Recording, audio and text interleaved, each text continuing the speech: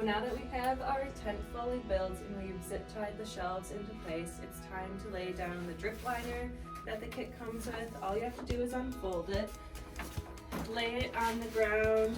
You can kind of lift up each of the edges, and then all you're going to do is grab your tent, lift it over, and then you can either put your foot on the drip liner and kind of slide it into place, and then all you have to do is lift up the other side.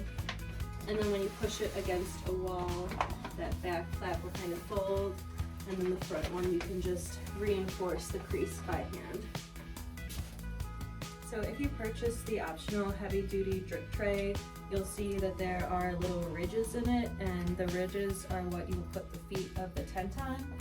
So for that, all you're going to do is lift up your tent, slide your tray under, and then you'll just need to make sure that each of the 4 feet are resting on the ridges.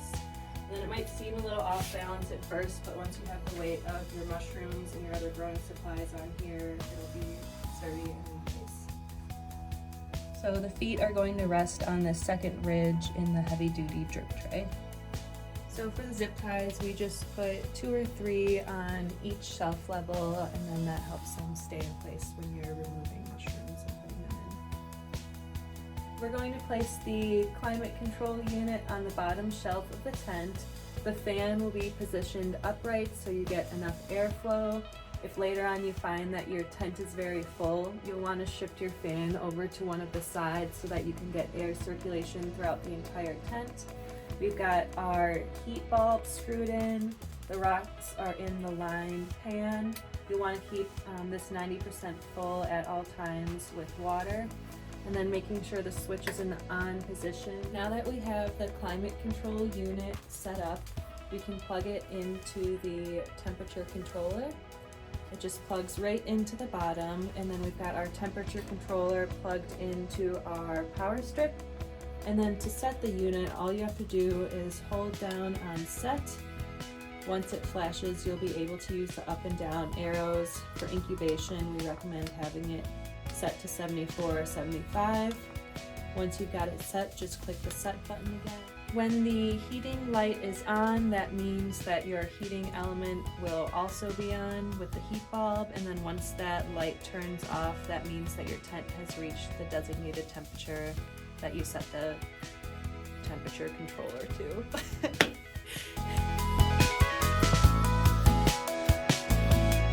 So next up, we're going to cut out the plastic for the filter patch.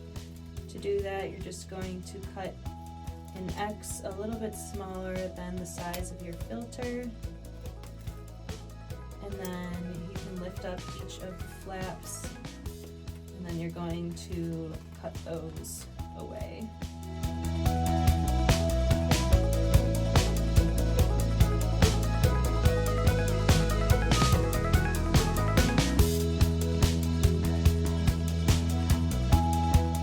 So now that we have our humidifier filled with water, we can plug in the humidifier to the 24-hour timer, and then that will just get plugged into your power strip.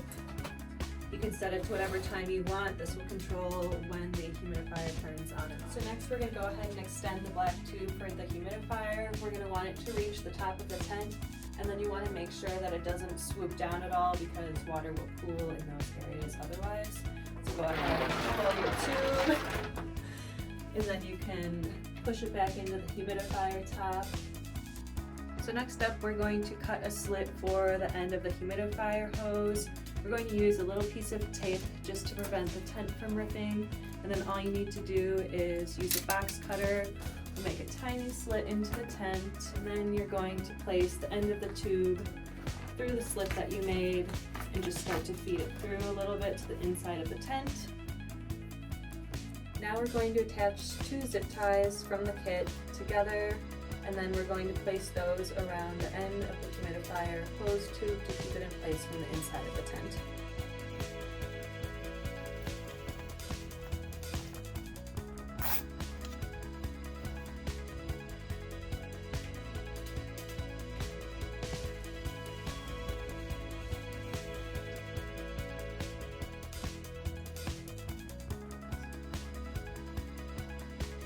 next up, it's time to add our lighting element. We're going to use the second programmable timer to plug the lights into, and then you're just going to plug that into your power strip again. That'll turn on, and then all you need to do is spool your lights over the top of your tent.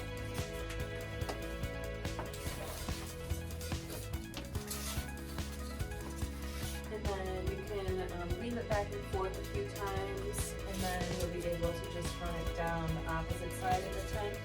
You want the blue side facing out and the lights facing in.